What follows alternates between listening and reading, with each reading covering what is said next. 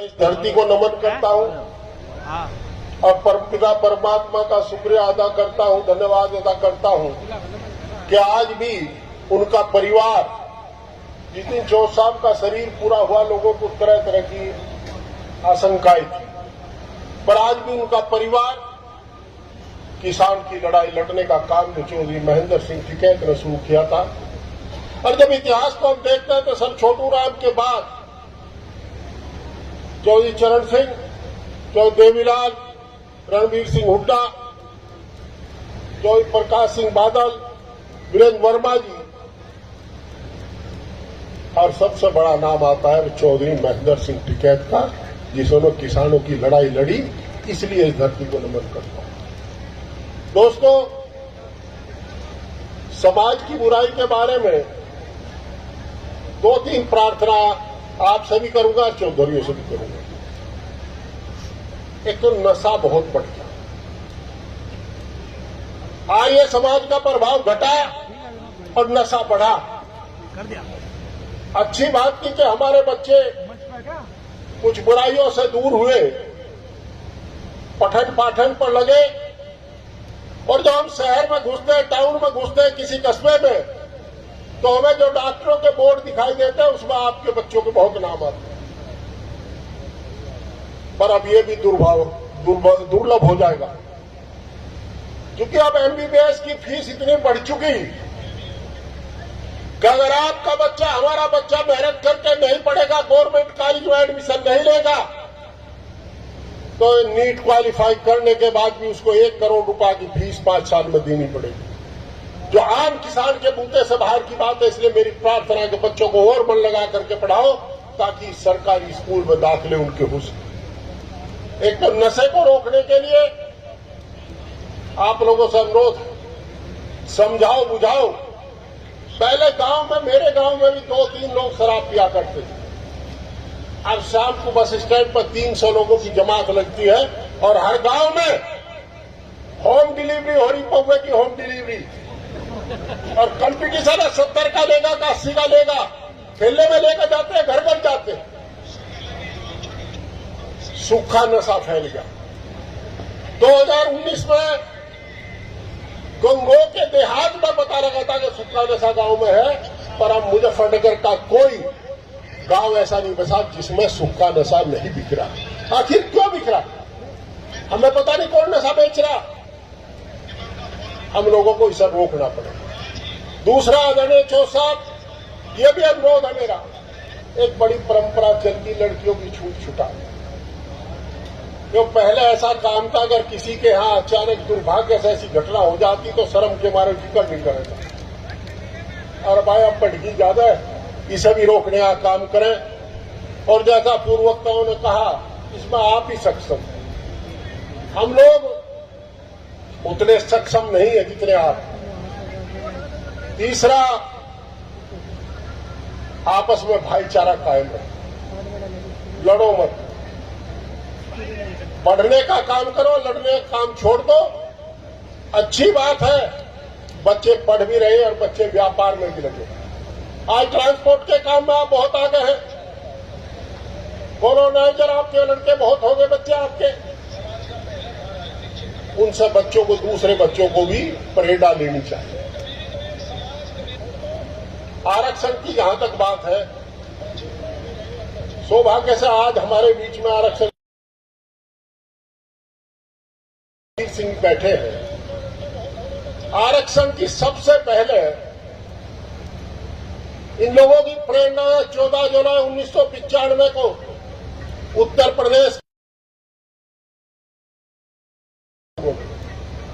एक किरणपाल सिंह जी के नाम से स्वर्गीय, एक मेरे नाम से, एक जाट आरक्षण का था, एक प्रदेश के बंटवारे का था।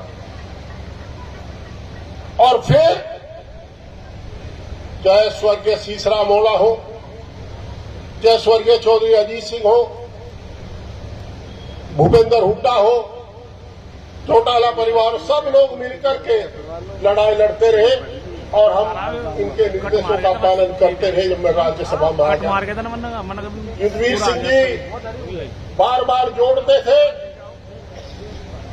और विजेंद्र अलीगढ़ मैं पंकज चौधरी जयंत सिंह और दीपेंद्र हुड्डा, जयप्रकाश हिसार, सब साथियों को लेकर के जातिगत आरक्षण के लिए अब लोग राजनीतिक प्रतिबद्धता से ऊपर उठ करके हमेशा प्रयास करते हैं। आरक्षण मिला, क्या कमी रही? आज दोबारा आरक्षण लेने की जरूरत है। आरक्षण एक संरक्षण है। आपकी आर्थिक स्थिति इतनी अच्छी नहीं है, हमारा दुर्भाग्य है। जिसके यहां पक्का मकान है,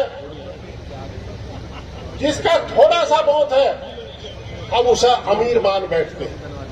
शहर के कॉर्नर पे जो पनवाड़ी की दुकान है, उससे कम हैसियत है हमारी, और हम मानते हैं कि हम अमीर होंगे। जोड़े हाथ करके निकलते हैं, सबको दफन करने की बात करते हैं। ये इसको आप स्वीकार करो सच्चाई को। कितने लोग ऐसे हैं जिनका क्रेडिट कार्ड नहीं है? बताओ, हाथ उठा करके क्या क्रेडिट कार्ड है भाई?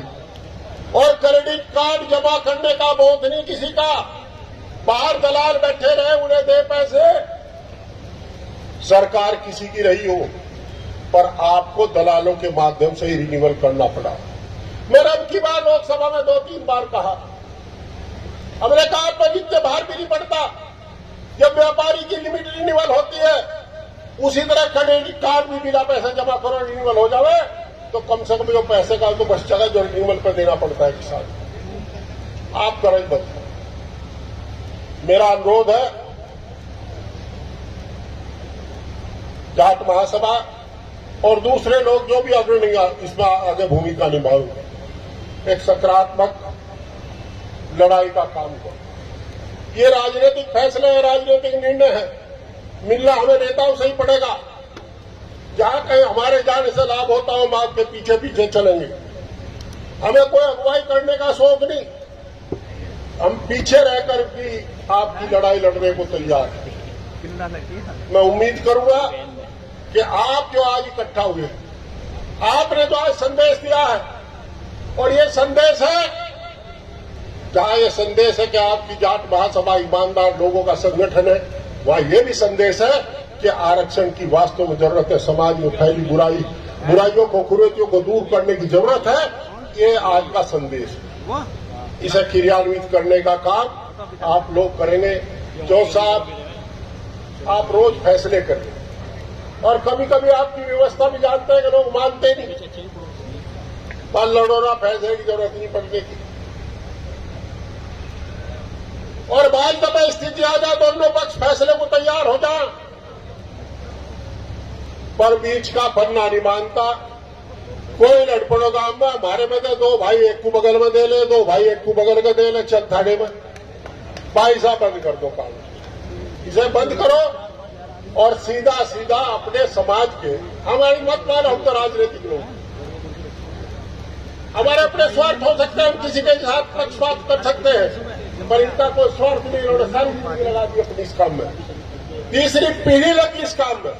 जो जिम्मेदार हमारे समाज के, जो पीढ़ियों से जिनका खून इस काम को करता रहा है, भाई उनकी बात मानकर ऐसा करो। मान लोगे बात? मान लोगे? बहुत बहुत धन्यवाद आपका, और बहुत बहुत बधाई आयोजकों को, और सिसोली की धरती को पुनः प्रणाम। बहुत बहुत धन्यवाद।